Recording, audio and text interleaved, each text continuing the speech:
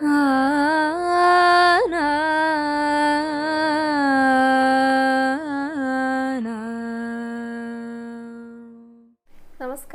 Guruvayur devotees ഓൺലൈനിലേക്ക് ഏവർക്കും സ്വാഗതം. സർവം കൃഷ്ണമയം.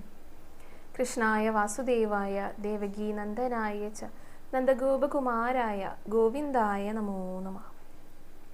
നമ്മൾ ഓരോരുത്തരും ചെയ്യുന്ന തെറ്റുകൾ ഭഗവാൻ കാണുന്നുണ്ടോ? ഒരു സംശയമായിട്ടൊരു ഭക്ത ചോദിച്ചിരിക്കുകയാണ് കേട്ടോ. പേര് പറയാനായിട്ട് അവർ ആഗ്രഹിക്കുന്നില്ല. അവർ വിവാഹം കഴിഞ്ഞ് ചെന്നത് മുതലേ ആ വീട്ടിലുള്ളവരെ വളരെയധികം ബുദ്ധിമുട്ടിക്കുന്നുണ്ട്, മാനസികമായിട്ടുള്ള വിഷമങ്ങൾ നൽകുന്നുണ്ട്. അപ്പോൾ ഇവർ പ്രതികരിക്കൊന്നുമില്ല. എന്താ ഭഗവാൻ ഇത് കാണാത്തത്? എന്താ അവരെ തിരുത്താത്തത്? അപ്പോൾ ഇവർ ചെയ്യുന്ന തെറ്റുകൾ ഭഗവാൻ കാണുന്നുണ്ടെങ്കിൽ അവരെന്നെ തിരുത്തിക്കൂടെ? അപ്പോൾ എനിക്ക് വിഷമം ഉണ്ടാകില്ലല്ലോ. അങ്ങനെയാണ് ചോദിക്കുന്നത്. അപ്പം ഇങ്ങനെയുള്ള വിഷമങ്ങൾ അനുഭവിക്കുന്ന നിരവധി പേരുണ്ടായിരിക്കും. മറ്റുള്ളവരെ മാനസികമായിട്ടും ശാരീരികമായിട്ടും ബുദ്ധിമുട്ടിക്കുന്നവരുണ്ടായിരിക്കും. ഇതൊന്നുമല്ലാത്ത തെറ്റുകൾ നിരവധി ചെയ്യുന്നവരുണ്ടായിരിക്കും. എല്ലാവരുടെയും മാനസികാവസ്ഥ എന്താണെന്ന് വെച്ച് കഴിഞ്ഞാൽ ചിലപ്പോൾ ഈ തെറ്റുകളൊന്നും ചെയ്തു കഴിഞ്ഞാൽ ആരും അറിയുന്നുണ്ടായിരിക്കില്ല. ചിലരെ മാത്രമല്ലേ പിടിക്കപ്പെടുന്നുള്ളൂ, ചിലരെ മാത്രമല്ലേ ശിക്ഷ ലഭിക്കുന്നുള്ളൂ. അപ്പോൾ പലരും പിടിക്കപ്പെടാത്തത് കൊണ്ട് പിടിക്കാൻ സാധ്യതയില്ലാത്ത തെറ്റുകളൊക്കെ നിരന്തരമായിട്ട് ചെയ്യുന്നവരുണ്ട്. ഒരു തെറ്റും ചെയ്യാനായിട്ട് പാടില്ല എന്നാണ് പറയാം. പക്ഷേ തെറ്റുകൾ ചെയ്യാനുള്ള ലൈസൻസ് എവിടെ നിന്നാണ് കിട്ടുന്നതെന്ന് അറിയോ? ഇതാരും കാണില്ല, ഇതെൻ്റെ അച്ഛനും അമ്മയും അറിയില്ല, അല്ലെങ്കിൽ ഇതെൻ്റെ ബന്ധുക്കൾ അറിയില്ല, ഞാൻ ഈ ചെയ്യുന്ന കാര്യം ഒരാളും അറിയാനായിട്ട് പോകുന്നില്ല. അങ്ങനെ ഒരു ചിന്ത വന്നു കഴിഞ്ഞാൽ കൂടുതൽ തെറ്റുകളിലേക്ക് പോകുകയാണ് ചെയ്യുക. അപ്പോൾ ഈ തെറ്റ് ചെയ്യുന്നവരെ ഭഗവാൻ കാണുന്നുണ്ടോ? ഈ തെറ്റുകൾ ചെയ്യുന്നത് ഭഗവാൻ അറിയുന്നുണ്ടോ? അതൊരു ശരിക്കുള്ളൊരു സംശയമാണല്ലോ. അപ്പോൾ നമുക്കിന്ന് അതേക്കുറിച്ച് പറയാം കേട്ടോ. തെറ്റുകളൊക്കെ ചെയ്ത് കഴിഞ്ഞാൽ, തെറ്റാണെങ്കിലും ശരിയാണെങ്കിലും നമ്മൾ ചെയ്യുന്ന ഓരോ കാര്യവും ഭഗവാൻ അറിയുന്നുണ്ടോ? ഉണ്ടെങ്കിൽ എങ്ങനെയാണ്, അതൊക്കെ നമ്മൾ എങ്ങനെയാണ് ബാധിക്കുക, അതിനെക്കുറിച്ചൊക്കെയാണ് ഇന്നത്തെ വീഡിയോയിൽ പറയാനായിട്ട് പോകുന്നത്. അപ്പോൾ വീഡിയോ എല്ലാവരും മുഴുവനായിട്ട് കാണാൻ ശ്രമിക്കുക. നമുക്കതിലേക്ക് കടക്കുന്നതിന് മുൻപായിട്ട് അലങ്കാരങ്ങൾ പറയാം കേട്ടോ. ഗുരുവായൂരപ്പൻ്റെ അലങ്കാരം തന്നെ പറഞ്ഞുകൊണ്ട് തുടങ്ങാം. ഭഗവാൻ ഇന്നലെ താമരക്കണനായിട്ടായിരുന്നു ചാർത്തിയിട്ടുണ്ടായിരുന്നത്. ഒരു താമര ഇങ്ങനെ ചാർത്തിയിട്ട് അതിൻ്റെ ഉള്ളിൽ കയറി നിൽക്കുന്ന ഭാവത്തിലായിരുന്നു. എന്നിട്ട് എന്താ ചെയ്യണമെന്നറിയോ? രണ്ട് കുഞ്ഞിക്കാലുകളും പിണച്ചു വെച്ചുകൊണ്ട് ഓടക്കുഴൽ കയ്യിലെടുത്തിട്ട് വേണുഗാനം പൊഴിക്കുകയായിരുന്നു നമ്മുടെ ഭഗവാൻ ചെയ്യുന്നുണ്ടായിരുന്നത്. ഇതെന്താണെന്നറിയോ? ഭഗവാൻ ഇങ്ങനെ കളിക്കാനൊക്കെ ആയിട്ട് പോകുമല്ലോ കുട്ടികളുടെ കൂടെ, വൃന്ദാവനത്തിൽ കാട്ടിലേക്കൊക്കെ ഇങ്ങനെ കളിക്കാനായിട്ട് പോകുമ്പോഴേ ഭഗവാനെ നന്നായിട്ട് അണിയിച്ചൊരുക്കും. ബർഹാപീഠം നടവരബു അത് പറയുന്ന സമയത്ത് ശരിക്കും ഭഗവാൻ ഈ വേഷം കെട്ടെന്ന് പറഞ്ഞു കഴിഞ്ഞാൽ വലിയ ഇഷ്ടം. എത്രത്തോളം അലങ്കരിക്കാനായിട്ട് സാധിക്കുമോ അത്രത്തോളം അലങ്കരിച്ചു കൊടുത്തു കഴിഞ്ഞാൽ ഇതൊക്കെ നല്ല സന്തോഷത്തോട് കൂടിയിട്ടാണ് കാണിച്ചു കൊടുക്കുക. അപ്പോൾ ഈ കുട്ടികൾ അലങ്കാരങ്ങളൊക്കെ ചെയ്തു കഴിഞ്ഞു. എന്നിട്ട് ഭഗവാൻ ഓടക്കുഴൽ വിളിക്കാനായിട്ട് നിൽക്കുകയാണേ. അപ്പോൾ കൂടെയുള്ളവരെ ഒരു താമരയും കൂടെ കൊണ്ടുവന്ന് വെച്ച് കൊടുത്തു. ഈ താമരയാണെങ്കിലോ, സാധാരണ താമര വെള്ളത്തിൽ അതൊരു സ്ഥലത്ത് നിൽക്കും, ചെറിയ ഇളക്കങ്ങളൊക്കെ തട്ടും, സ്ഥാനചലനം സംഭവിക്കാറില്ലല്ലോ. പക്ഷെ ഭഗവാനുണ്ട് എന്ന് അറിഞ്ഞു കഴിഞ്ഞാൽ ഭഗവാന്റെ അടുത്തേക്ക് ഓടിയെത്താനായിട്ടാണ് എല്ലാവരും ശ്രമിക്കുക. അപ്പോൾ ഈ താമരയും കാളിന്തിയിലൂടെ ഒഴുകിയിട്ട് എവിടെയാണോ ഭഗവാൻ നിൽക്കുന്നത് അവിടേക്ക് എത്തിയിരിക്കുകയാണ്. അപ്പോൾ പിന്നെ ആ താമരയും ഇങ്ങനെ കൊണ്ടുവന്ന് വെച്ച് കൊടുക്കാൻ കുട്ടികൾക്ക് ഒരു ബുദ്ധിമുട്ടുമില്ലല്ലോ. അത് നല്ല വലിയ വിടർന്ന താമരയാണ് കേട്ടോ. എന്നിട്ട് അത് കൊണ്ടുവന്ന് വെച്ചിട്ട് പറയുക ഭഗവാന്റെ അടുത്ത്, എന്നാൽ ഭഗവാനെ ഇന്നിനി താമരയിൽ നിന്നുകൊണ്ടാകട്ടെ നിന്റെ വേണുഗാനം. ഭഗവാൻ ഇത്രത്തോളം സന്തോഷം ഇനി എവിടുന്നാ കിട്ടുക? സന്തോഷത്തോട് കൂടിയിട്ട് ആ താമരയിലെ കയറി നിന്നുകൊണ്ട് വേണുഗാനം പൊഴിക്കുന്ന ഭാവത്തിലായിരുന്നു ഇന്നലത്തെ ഭഗവാന്റെ അലങ്കാരം ഉണ്ടായിരുന്നത്. അപ്പോൾ ഇതൊക്കെ കണ്ടു കഴിഞ്ഞാൽ കാണുന്നവർക്കും കേൾക്കുന്നവർക്കും ഒക്കെ മനസ്സ് നിറയായിരുന്നു ചെയ്യുന്നുണ്ടായിരുന്നത്. മനോഹരമായിട്ട് ഭഗവാനെ ചാർത്തിയിട്ടുണ്ട് കേട്ടോ. 2 തിരുമുടി മാലകളുണ്ട്. ഒരെണ്ണം 3 നിറവും കൂടിയിട്ടായിരുന്നു. ചുവപ്പും തെച്ചിയും നന്ദ്യാർവട്ടും ഉണ്ടായിരുന്നു. ചുവപ്പല്ല, തുളസിയും തെച്ചിയും നന്ദ്യാർവട്ടും ഉണ്ടായിരുന്നു. പിന്നെ ഒരെണ്ണത്തിലെ തെച്ചിയും അതുപോലെ നന്ദ്യാർവട്ടും മിക്സ് ആയിട്ടുള്ള ഒരു മാലയായിരുന്നു. 2 ഉണ്ടമാല ഉണ്ടായിരുന്നു ഭഗവാന്റെ ദേഹത്തോട് ചേർന്ന് കിടക്കുന്നതിൽ. തെച്ചിയുണ്ട്, തുളസിയുണ്ട്, നന്ദ്യാർവട്ടും ഉണ്ട്. അതിങ്ങനെ മാറി കുറേശ്ശെ കോർത്തിട്ട്. പിന്നെ ഒരു ഉണ്ടമാലയിൽ കൂടുതലും തെച്ചിപ്പൂക്കളാണ് കേട്ടോ. കുറച്ചധികം തെച്ചി കോർത്തിട്ട് പിന്നെ തുളസിയുടെ ഉള്ളിലെ താമര, പിന്നെയും കുറേ അധികം തെച്ചി കോർത്തിരിക്കുകയാണ്. അങ്ങനെ തെച്ചിപ്പൂക്കൾ ചുവന്ന കളർ ധാരാളമായിട്ടുള്ള മാലയായിരുന്നു 2ാമത്തെ ഉണ്ടമാല. ഭഗവാൻ ശിരസിൽ കിരീടമൊക്കെ അണിഞ്ഞിട്ടുണ്ട്, നെറ്റിയിൽ തിലകമൊക്കെ ചാർത്തിയിട്ടുണ്ട്, വലിയ കാതുപൂക്കളുണ്ട്, കഴുത്തിലെ മാലകളൊക്കെ അണിഞ്ഞിട്ടുണ്ട്, തോൾകളിൽ തിലകമുണ്ട്, കഴുത്തിൻ്റെ ആ നെഞ്ചിൻ്റെ ഭാഗത്തായിട്ടും പിന്നെ ഒരു തിലകമുണ്ട് കേട്ടോ. കൈവളകളും തോൾവളകളൊക്കെ അണിഞ്ഞിട്ട് 2 കൈകൾ കൊണ്ടും പൊന്നോടക്കുഴൽ ചുണ്ടോട് ചേർത്ത് വേണുഗാനം പൊഴിക്കുന്ന രീതിയിലായിരുന്നു ചാർത്തിയിട്ടുണ്ടായിരുന്നത്. അരയിൽ ഇങ്ങനെയൊക്കെ ഉണ്ട്, വട്ടുകോണൊക്കെ ഉണ്ട്. കുഞ്ഞിക്കാലുകൾ രണ്ടും ആ താമരയിൽ ഇങ്ങനെ പിണച്ചു വെച്ചുകൊണ്ടാണ് ഭഗവാൻ നിൽക്കുന്നതും. സുന്ദര രൂപം താമരക്കണ്ണനായിട്ടായിരുന്നു ഇന്നലത്തെ അലങ്കാരം. അപ്പോൾ എല്ലാവരും ആ താമരക്കണ്ണനെ നന്നായിട്ട് അങ്ങോട്ട് തൊഴുതു പ്രാർത്ഥിച്ചോളും. എല്ലാവരും താമരക്കണ്ണൻ്റെ പാദങ്ങളിൽ ഒന്ന് നമസ്കരിച്ചോളും. ഗുരുവായൂരപ്പ ശരണം എന്നൊന്ന് കമൻറ്റ് ബോക്സിൽ രേഖപ്പെടുത്തിക്കോളൂ. ഇനി നമുക്ക് നേരെ ഗണപതിയെ കാണാനായിട്ട് പോകാം കേട്ടോ. ഗണപതി നന്നായിട്ട് അണിഞ്ഞൊരുങ്ങിയിട്ടൊക്കെ ഇരിക്കുന്നുണ്ടായിരുന്നത്. മഞ്ഞ നിറത്തിലൊരു ഉടയാട ഉണ്ടായിരുന്നു. മുകളിലേക്കും ചുവന്ന പട്ടുകൊണ്ട് ഒരു കുപ്പായം പോലെ ഉണ്ട് കേട്ടോ. ദേഹത്ത് ചുവപ്പ് നിറമാണ് കാണുന്നുണ്ടായിരുന്നത്. പിന്നെ കഴുത്തിലൊരു മാല ഇട്ടിട്ടുണ്ട്. അത്യാവശ്യം വലിപ്പമുള്ള ഒരു സ്വർണ്ണ നിറത്തിലുള്ള മാല. പിന്നെ ഒരു മാല എവിടെ ഇട്ടിരിക്കുന്നത് അറിയോ? വയറിന്റെ മുകളിലായിട്ടാ. ആ തുമ്പി ഇങ്ങനെ വെച്ചിട്ട് തുമ്പിക്ക് ചുറ്റും ഒരു മാല വെച്ച പോലെ തോന്നുക. അങ്ങനെയായിരുന്നു. പിന്നെ നെറ്റിയിൽ ഒരു ഗോപി തിലകുണ്ട്, സ്വർണ്ണ ഗോപി. അതിന് ചുവടെയായിട്ട് വേറൊരു പൊട്ടുണ്ട്. ഒരു ചുവന്ന ഒരു വൃത്താകൃതിയിൽ അതിന് നടുക്കൊരു തുളസിയുടെ ഇല വെച്ച പോലെയുള്ള ഒരു പൊട്ടുണ്ട്. പിന്നെ തിലകങ്ങൾ വെച്ചിട്ടുണ്ട് തോളുകളിലെ 2 കൈകളിലും ഗോപി തിലകങ്ങൾ പിടിച്ചിട്ടാണ് ഗണപതി ഇരിക്കുന്നത്. പിന്നെ കാണുന്നത് കിരീടമാണ് കേട്ടോ. കിരീടത്തിന് മുകളിൽ നന്നായിട്ട് അലങ്കരിച്ചിട്ടുണ്ട്. തട്ടുകളായിട്ട് ചാർത്തിയിട്ട് ചുവപ്പും വെള്ളയും ഈ ചന്ദനവും എല്ലാം കൂടെ തട്ടുകളായിട്ടാണ് ചാർത്തിയിരിക്കുന്നത്. അങ്ങനെയായിരുന്നു ഗണപതിക്ക് കിരീടം ഉണ്ടായിരുന്നത്. അപ്പോൾ എല്ലാവരും ഗണപതിയുടെ ആ രൂപമൊക്കെ നന്നായി മനസ്സിൽ കണ്ടിട്ട് തൊഴുത്ത് പ്രാർത്ഥിച്ചോളൂ കേട്ടോ. ഗണപതിക്ക് മുന്നിലും എല്ലാവരും ഒന്ന് ഏത്തമിട്ടോളൂ. ഇനി ഭഗവതി അമ്മേനെ കാണാനായിട്ട് പോകാം. ഭഗവതിയുടെ അലങ്കാരത്തിന് ഇന്നലെ ഒരു പ്രത്യേകത ഉണ്ടായിരുന്നു. നല്ല ചന്തത്തിൽ ചാർത്തിയിട്ടുണ്ട് കേട്ടോ. ഒരു മഞ്ഞ നിറത്തിലാണ് ഉടയാട. കുറച്ച് നീളത്തിലുള്ളതാണ്. പിന്നെ മുകൾ ഭാഗത്ത് ചുവപ്പും ഉണ്ട്. പിന്നെ ഒരു പച്ച നിറം കൂടെ കാണുന്നുണ്ടായിരുന്നു. ഒരു ചെറിയൊരു മാലയെ കഴുത്തിലിട്ടിരിക്കണേ സ്വർണ്ണ നിറത്തിൽ. കാതുകളിലെ യഥാർത്ഥ കമ്മലുകളുണ്ടല്ലോ, അതാണ് ഇന്നലെ വെച്ചിരിക്കുന്നത് കേട്ടോ. ചുണ്ടൊക്കെ നന്നായി ഇങ്ങനെ തുറന്നിട്ട് ചിരിക്കുന്ന ഭഗവതിയാണ്. കവിളത്ത് 2 കുത്തും കൂടെ ഇട്ട് വെച്ചിട്ടുണ്ട്. അത് ചുവപ്പ് കൊണ്ട് കുങ്കുമം കൊണ്ട് 2 കുത്തുകൾ, കുഞ്ഞു കുത്തുകൾ ഇട്ടിട്ടുണ്ട്. അപ്പോൾ നല്ല ഭംഗിയുണ്ട് കേട്ടോ കാണാനായിട്ട്. പിന്നെ നെറ്റിയിൽ സ്വർണ്ണ ഗോപി ഉണ്ട്. കിരീടത്തിൻ്റെ ആ ഭാഗത്തായിട്ട് ഒരു പാലയ്ക്കമാല, അത് കിരീടം പോലെ വെച്ചിരിക്കുക. എന്നിട്ട് പട്ടുടയാടയുണ്ടല്ലോ, അതുകൊണ്ട് ഒരു പ്രഭാവലയും കൂടെ പുറകിലുണ്ട്. 2 കൈകളിലും താമരമുട്ട് പിടിച്ചിരിക്കുന്ന രീതിയിലായിരുന്നു ഭഗവതിയുടെ അലങ്കാരം ഉണ്ടായിരുന്നു. ഭഗവാൻ ശ്രീലകത്ത് താമരയിലാണല്ലോ, എന്നാൽ പിന്നെ ഞാനും ഓരോ താമരമുട്ട് പിടിച്ചോളാം എന്നുള്ള രീതിയിൽ നല്ല സുന്ദരിയായിട്ട് സന്തോഷത്തോട് കൂടിയിട്ട് ആ കവളത്തുള്ള കുത്തുകൾ കാണാനായിട്ട് നല്ല ഭംഗിയുണ്ടായിരുന്നു കേട്ടോ. അങ്ങനെയായിരുന്നു ഭഗവതിയുടെ ഇന്നലത്തെ അലങ്കാരം. അപ്പോൾ എല്ലാവരും ആ ഒരു രൂപമൊക്കെ നന്നായി മനസ്സിൽ കണ്ടിട്ട് തൊഴുതു പ്രാർത്ഥിച്ചോളൂ. ഭഗവതി അമ്മയ്ക്ക് മുന്നിലും എല്ലാവരും ഒന്ന് നമസ്കരിച്ചോളൂ. ഇനി നമുക്ക് അയ്യപ്പനെയും കണ്ടിട്ട് വരാം കേട്ടോ. അയ്യപ്പനെ കാണാൻ നല്ല തിളക്കുണ്ടായിരുന്നു. നന്നായിട്ട് അണിഞ്ഞൊരുങ്ങിയിട്ട് അയ്യപ്പൻ ഇരിക്കുന്നത്. ഒരു കറുപ്പ് നിറത്തിലാണ് ഉടയാട. സ്വർണ്ണത്തിൻ്റെ പ്രിന്റുകളോടൊക്കെ കൂടിയിട്ട് അരയിലൊരു ചുവന്ന പട്ട് ചുറ്റിയിട്ടുണ്ട്. പിന്നെ 4 മാലകളാണ് കേട്ടോ കഴുത്തിൽ. ഈ മാലകൾക്കിടയിലൊക്കെ ചുവന്ന പട്ടുകൊണ്ടും വെളുത്ത നൂല് കൊണ്ടൊക്കെ പിന്നെയും മാലകളുണ്ട്. അപ്പോൾ ആ നെഞ്ചിങ്ങനെ നിറയെ സ്വർണ്ണ തിളക്കമാണ്. അതാണ് അത് കാണുമ്പോൾ ഒരു പ്രത്യേക ഭംഗി തോന്നുന്നുണ്ടായിരുന്നത്. പോരാത്തതിന് കഴുത്തിലൊരു സ്വർണ്ണപ്പൂ വെച്ചിട്ടുണ്ട്. കാതിൽ സ്വർണ്ണപ്പൂക്കളുണ്ട്. ചുണ്ടൊക്കെ നല്ല ചുവപ്പ് വെച്ചിട്ട് ഭംഗിയുള്ള മുഖച്ചാർത്താണ് കേട്ടോ. നെറ്റിയിലൊരു സ്വർണ്ണപ്പൂ വെച്ചിട്ടുണ്ട്. പിന്നെ അയ്യപ്പൻ്റെ ഒരു കിരീടമുണ്ട്, സ്വർണ്ണ നിറത്തിലുള്ള കിരീടം, യഥാർത്ഥ കിരീടം. അത് അണിഞ്ഞിരിക്കുക. അത് പോരാഞ്ഞിട്ട് ഈ നെറ്റിയുടെ ഭാഗത്തായിട്ട് കിരീടം തുടങ്ങുന്ന ഭാഗമുണ്ടല്ലോ, അവിടെ പിന്നെയും അലങ്കാരങ്ങളുണ്ട്. അതായത് ചുവപ്പും വെള്ളയും ഒക്കെ ഡിസൈനൊക്കെ ചെയ്തിട്ട് പ്രത്യേക അലങ്കാരമൊക്കെ ഉണ്ട്. പിന്നെ കിരീടത്തിന് മുകളിലായിട്ട് ഒരു സ്വർണ്ണപ്പൂ എക്സ്ട്രാ അതും കൂടെ പതിച്ച് വെച്ചിട്ടുണ്ട്. അങ്ങനെയായിരുന്നു അയ്യപ്പൻ്റെ അലങ്കാരം ഉണ്ടായിരുന്നത്. അപ്പോൾ എല്ലാവരും അയ്യപ്പൻ്റെ രൂപവും ആ ഒരു ഭാവവും ഒക്കെ നന്നായി പുഞ്ചിരിച്ചുകൊണ്ടിരിക്കുന്ന അയ്യപ്പനാണ് കേട്ടോ. നല്ല സൗന്ദര്യമുള്ള ഒരു അയ്യപ്പനായിട്ട് അങ്ങനെയായിരുന്നു തോന്നിയിട്ടുണ്ടായിരുന്നത്. അപ്പോൾ ആ ഒരു ഭാവമൊക്കെ നന്നായി മനസ്സിൽ കണ്ടുകൊണ്ട് തൊഴുതു പ്രാർത്ഥിച്ചോളൂ. അയ്യപ്പന് മുന്നിലും എല്ലാവരും ഒന്ന് നമസ്കരിച്ചോളൂ. ഇനി നമ്മൾ ഓരോരുത്തരും ചെയ്യുന്ന ചെറിയ ചെറിയ തെറ്റുകൾ പോലും ഭഗവാൻ കാണുന്നുണ്ടോ ഇല്ലയോ എന്ന് നോക്കാട്ടോ. ആരും കാണില്ല എന്നുള്ള സങ്കല്പത്തിലാണല്ലോ പലരും തെറ്റുകൾ ചെയ്യുന്നുണ്ടാവുക. ശരിക്കും പറഞ്ഞു കഴിഞ്ഞാൽ തെറ്റ് ചെയ്യുന്നവരൊക്കെ പേടിക്കണം, ഭയക്കണം. ഒരിക്കലും ഒരു തരത്തിലുള്ള തെറ്റുകളും ചെയ്യാൻ പാടില്ല എന്നാണ് പറയുക. അത് ശാരീരികമായിട്ടുള്ള ഉപദ്രവങ്ങളെക്കാൾ കൂടുതൽ മനസ്സ് വേദനിക്കുന്ന ഉപദ്രവങ്ങളാണ്. അങ്ങനെയാണ് കൂടുതൽ പേരും ചെയ്യുക. അതിനാണ് ആ സ്ട്രെങ്ത് കൂടുതൽ വരുന്നതും. അപ്പോൾ ഏത് തരത്തിലുള്ള വേദനിപ്പിക്കലാണെങ്കിലും ഏത് തരത്തിലുള്ള തെറ്റ്, ഇപ്പോൾ മോഷണം, കൊള്ള, അങ്ങനെയുള്ളതൊക്കെ തെറ്റുകളിലാണല്ലോ പെടുക. അതൊന്നും ചെയ്യരുതെന്നാണ് പറയുക. അത് എന്തുകൊണ്ടാണെന്ന് വെച്ച് കഴിഞ്ഞാലേ ഇതൊക്കെ കാണാനായിട്ട് ഭഗവാൻ കുറച്ച് പേരെ നിയോഗിച്ചിട്ടുണ്ട്. അപ്പം അജാമിളൻ്റെ കഥ പറയുന്ന സമയത്ത് അജാമിളൻ എല്ലാവരും, ഞാൻ അദ്ദേഹം മുൻപ് പറഞ്ഞിട്ടുണ്ട്, അദ്ദേഹത്തിൻ്റെ പഴയ ആ ഒരു കാലത്ത് വളരെ നല്ല മനുഷ്യനായിരുന്നു. അതായത് പൂജാകാര്യങ്ങൾ, ഹോമങ്ങൾ എല്ലാം വൃത്തിയായിട്ട് ചെയ്യും, വേദങ്ങളൊക്കെ പഠിച്ചിട്ടുള്ള നല്ല സ്വഭാവത്തിന് ഉടമയായിരുന്നു. പക്ഷേ പിന്നീടാണ് ആ ചമത പറിക്കാൻ പോയ സമയത്തൊക്കെ ആ സ്ത്രീനെ കണ്ടതും അവരെ കൂടെ പോയതും അധപതിക്കുന്നതും ഒക്കെ. അപ്പോൾ കുറേ കുട്ടികളുണ്ടായി. അതിൽ ഏറ്റവും അവസാനത്തെ കുട്ടിക്ക് നാരായണൻ എന്ന് പേരിട്ടു. എന്നിട്ട് ആ നാമത്തിൻ്റെ മാഹാത്മ്യത്തെക്കുറിച്ചാണ് കൂടുതൽ പേരും പറഞ്ഞ് കേൾക്കാറുള്ളത്. കാരണം നാമമാഹാത്മ്യമാണ് അതിൽ പ്രധാനമായിട്ട് പറയുന്നത്. പക്ഷെ അതിൽ മറ്റൊരു സന്ദർഭം കൂടിയുണ്ട്. അതായത് ഇദ്ദേഹത്തിന് ആ വയ്യാതെ കിടക്കുന്ന സമയത്ത്, മരിക്കാനായിട്ട് കിടക്കുന്ന സമയത്ത് ഇദ്ദേഹത്തിനെ കൊണ്ടുപോകാനായിട്ട് യമകിങ്കരന്മാർ വന്നുല്ലോ. അപ്പോൾ വിഷ്ണു പാർഷദന്മാരും വന്നു. ഇവർ 2 പേരും തമ്മിലുള്ള, 2 കൂട്ടരും തമ്മിലുള്ള ഒരു സംഭാഷണമുണ്ട്. വളരെ വളരെ പ്രാധാന്യം അർഹിക്കുന്ന ഒരു കാര്യമാണത്. അതായത് വിഷ്ണു പാർഷദന്മാർ പറഞ്ഞു, ഞങ്ങൾ ഇദ്ദേഹത്തെ കൊണ്ടുപോകും. അവിടെയാണ് ആ നാമത്തിൻ്റെ മഹിമ പറയണത്. അപ്പോൾ യമകിങ്കരന്മാർ കുറച്ച് കാര്യങ്ങൾ പറയുന്നുണ്ട്. എന്തുകൊണ്ടാണ് കൊണ്ടുപോകാൻ പാടില്ലാത്തത്, ഇദ്ദേഹം ചെയ്തു കൂട്ടിയിട്ടുള്ള പാപങ്ങളുടെ ലിസ്റ്റാണ് അവിടെ പറയുന്നത്. അതായത് കൊലപാതകം, കൊള്ള, അങ്ങനെയുള്ള നിരവധി പാപങ്ങളുടെ ലിസ്റ്റ്.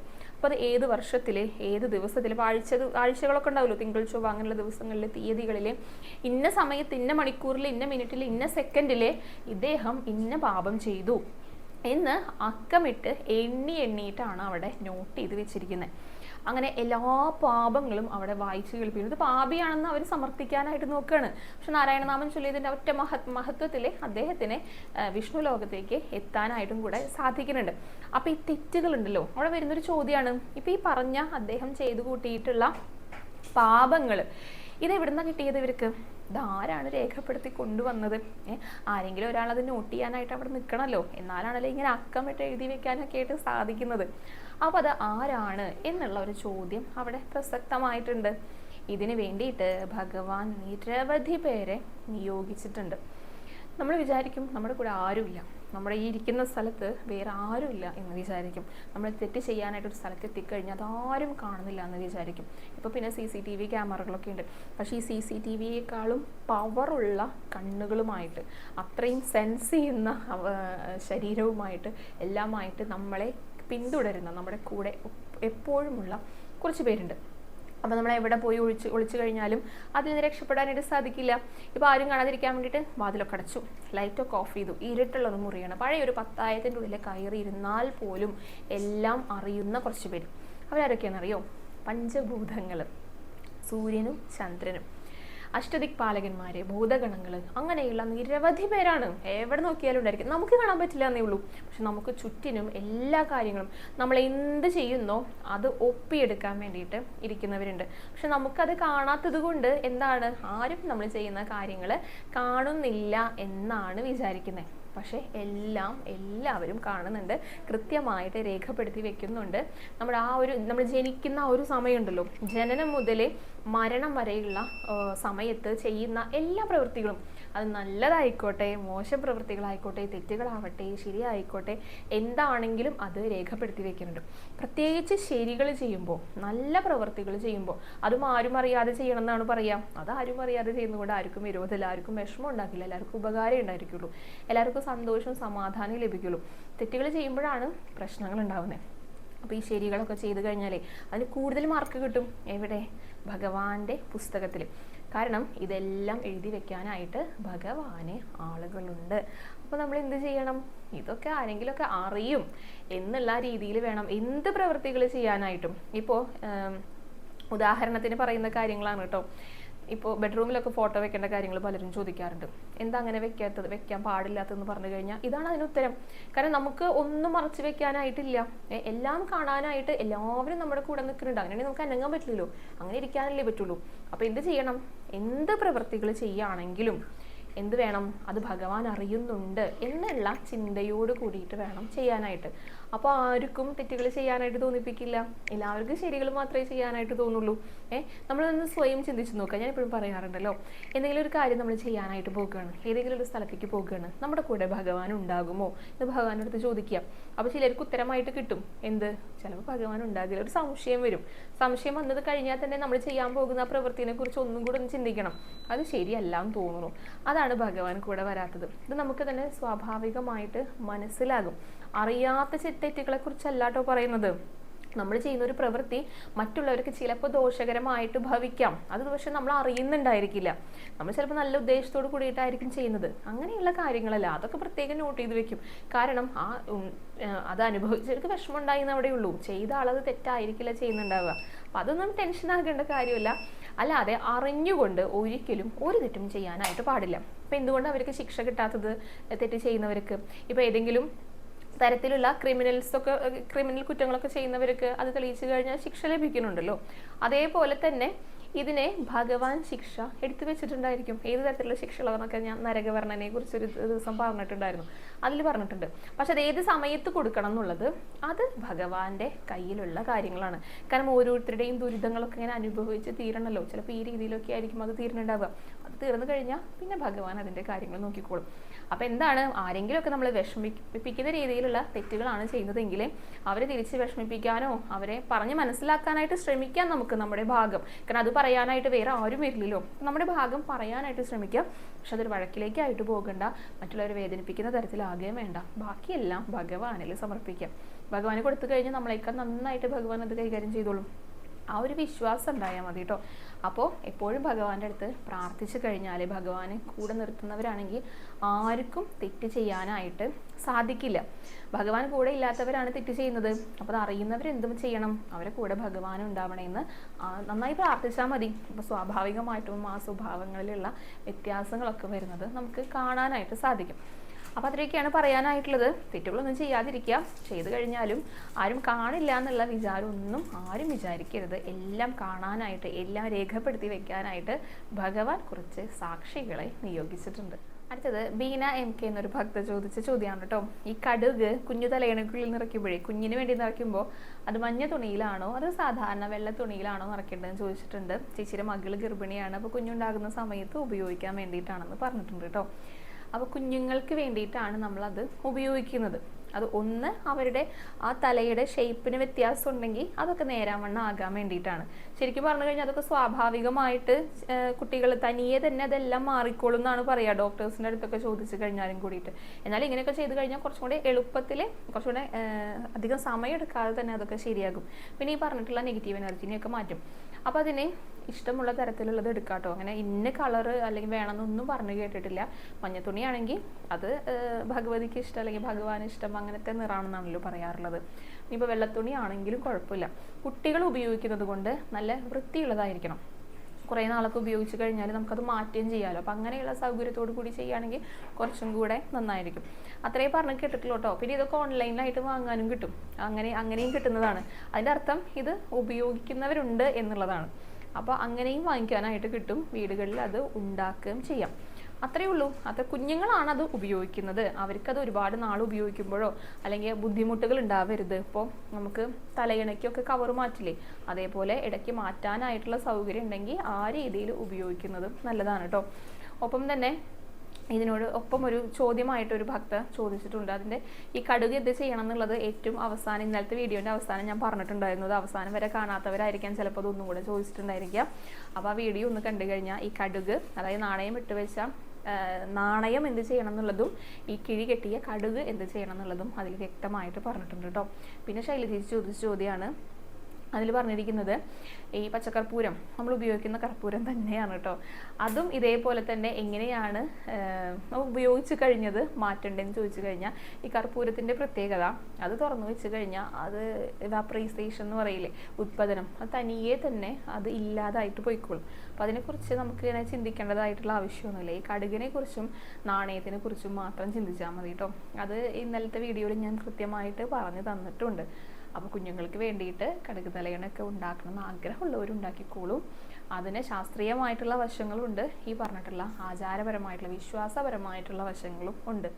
ഇനി ബിജി എന്നൊരു ഭക്ത ചോദിച്ച ചോദ്യമാണ് കേട്ടോ. ദൈവങ്ങളുടെ പഴകിയതും മങ്ങിയതുമായിട്ടുള്ള ഫോട്ടോകളും രൂപങ്ങളും ഒക്കെ വെക്കുന്നത് തെറ്റാണോ എന്നാണ് ചോദിച്ചിരിക്കുന്നത്. അതെന്താണ് ചെയ്യേണ്ടതെന്നും കൂടെ ചോദിച്ചിട്ടുണ്ട് കേട്ടോ. നിരവധി തവണ പല ചോദ്യങ്ങളുടെ ഉത്തരങ്ങൾ മറുപടികൾ എന്നുള്ള രൂപത്തിൽ പറഞ്ഞിട്ടുള്ള കാര്യങ്ങളാണ്. ഇപ്പം നിറം മങ്ങിയ ഫോട്ടോ ഒക്കെയാണെന്ന് വിചാരിക്കാം, അല്ലെങ്കിൽ എന്തെങ്കിലും കേടുപാടുകൾ പഴകിയിട്ടുള്ള വിഗ്രഹങ്ങളാണെന്ന് വിചാരിക്കാം. അത് നമ്മൾ നോക്കുന്ന സമയത്തെ നമുക്ക് എന്താണ് ഫീൽ ചെയ്യുന്നത് നോക്കാം. അത് ഭഗവാന്റെ മുഖത്തിനാണ് ആ മങ്ങൽ വന്നതെങ്കിൽ തീർച്ചയായിട്ടും മുഖം വ്യക്തമായിട്ട് കാണാനായിട്ട് സാധിക്കില്ല. പഴകിയ വിഗ്രഹങ്ങളാണെങ്കിൽ, ഇപ്പോൾ വിഗ്രഹങ്ങളുടെ പഴക്കം എന്ന് പറയുമ്പോൾ ഇതേപോലെ പെയിൻറ് പോയിട്ടുണ്ടായിരിക്കും. ഇങ്ങനെ പെയിൻറ് അടിച്ചിട്ടുള്ള വിഗ്രഹങ്ങളാണെങ്കിൽ, ലോഹത്തിൻ്റെ കാര്യമല്ല കേട്ടോ പറയുന്നത്, അല്ലാതെ ഉടഞ്ഞു പോകുക, ഏതെങ്കിലും ഒരു ഭാഗം പൊട്ടിപ്പോകുക, അങ്ങനെയൊക്കെ ആയിട്ടാണെങ്കിൽ ആ മുഖത്തേക്ക്, ആ രൂപത്തിലേക്ക് നോക്കുമ്പോൾ നമുക്ക് നന്നായിട്ട് സന്തോഷത്തോടു കൂടി പ്രാർത്ഥിക്കാനായിട്ട് സാധിക്കുന്നുണ്ടോ, അത് നമ്മൾ സ്വയം ഒന്ന് ചിന്തിച്ചു നോക്കാം. ഇല്ലെങ്കിൽ തീർച്ചയായിട്ടും അത് മാറ്റണം. അല്ലാത്ത പക്ഷം കുഴപ്പമില്ല, ചിലർക്ക് അതിനോട് ഒരു അടുപ്പം വന്നിട്ടുണ്ടായിരിക്കും. അപ്പം അങ്ങനെയുള്ള സന്ദർഭങ്ങളിലൊന്നും കുഴപ്പമില്ല. അല്ലാത്ത പക്ഷം നമുക്കത് ശരിയല്ല, എന്തോ അതിന് ഒരു ബുദ്ധിമുട്ടുണ്ട് നോക്കുന്ന സമയത്ത്, ഭഗവാൻ എന്തോ സന്തോഷമില്ലാത്തതുപോലെ ഉണ്ട്, നമ്മുടെ മനസ്സിനും ആ സന്തോഷമില്ലായ്മ വരുന്നുണ്ടെങ്കിൽ ഉറപ്പിച്ചോളൂ അത് മാറ്റണം എന്നാണ് പറയുന്നത്. അത് മാറ്റുക എന്ന് പറഞ്ഞാൽ മുൻപും പറഞ്ഞു തന്നിട്ടുണ്ട്. ഇപ്പോൾ ഒഴുകുന്ന ജലാശയത്തിലൊക്കെ ഉപേക്ഷിക്കാമെന്ന് പറഞ്ഞിട്ടുണ്ട്.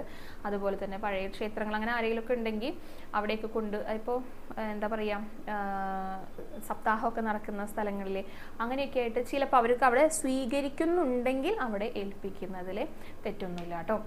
അപ്പോൾ അങ്ങനെയാണത് ഉപേക്ഷിക്കേണ്ടതായിട്ടുള്ളത്. ഉപേക്ഷിക്കണം അല്ലെങ്കിൽ അത് മാറ്റണം തോന്നുന്നുണ്ടെങ്കിൽ നിർബന്ധമായിട്ടും മറ്റേ ആ ചൈതന്യത്തിൽ വ്യത്യാസം വന്നിട്ടുണ്ടായിരിക്കും. അതുകൊണ്ടായിരിക്കും അവിടെ നോക്കി പ്രാർത്ഥിക്കുന്ന സമയത്ത് നമുക്ക് ഒരു സന്തോഷം തോന്നാത്തതും അതിനെന്തോ ബുദ്ധിമുട്ടുകളുണ്ട് എന്ന് തോന്നുന്നതും. അപ്പോൾ ഇത്രയൊക്കെയാണ് ഇന്നത്തെ വീഡിയോയിൽ പറയാനായിട്ടുള്ളത്. തീർച്ചയായിട്ടും എല്ലാവർക്കും ഉപകാരപ്രദമായിട്ടുണ്ടാകുമെന്ന് വിചാരിക്കുകയാണ്. തെറ്റുകളൊക്കെ ചെയ്യുന്നവരൊക്കെ ശരിക്കും പറഞ്ഞു കഴിഞ്ഞാൽ ഭയക്കണം എന്ന് തന്നെയാണ് പറയാനായിട്ടുള്ളത് കേട്ടോ. തെറ്റുകളൊന്നും ചെയ്യാതിരിക്കുക. തെറ്റുകൾ ചെയ്യാതിരിക്കുമ്പോൾ തന്നെ ഭഗവാൻ നമ്മുടെ കൂടെ തന്നെ ഉണ്ടായിരിക്കും. അപ്പോൾ പിന്നെ നമുക്ക് നല്ല നല്ല കാര്യങ്ങളൊക്കെ അനുഭവിക്കാനായിട്ടും സാധിക്കും. അപ്പോൾ ഇന്നത്തെ വീഡിയോ ഇവിടെ അവസാനിക്കുകയാണ്. ഇന്ന് തൊഴാൻ പോയ വിശേഷങ്ങൾ, അലങ്കാരങ്ങൾ, കൂടുതൽ എന്തെങ്കിലും അറിവുകളൊക്കെ ഉണ്ടെങ്കിൽ നാളത്തെ വീഡിയോയിൽ കാണാം. ഹരേ കൃഷ്ണ, ഹരേ ഗുരുവായൂരപ്പ.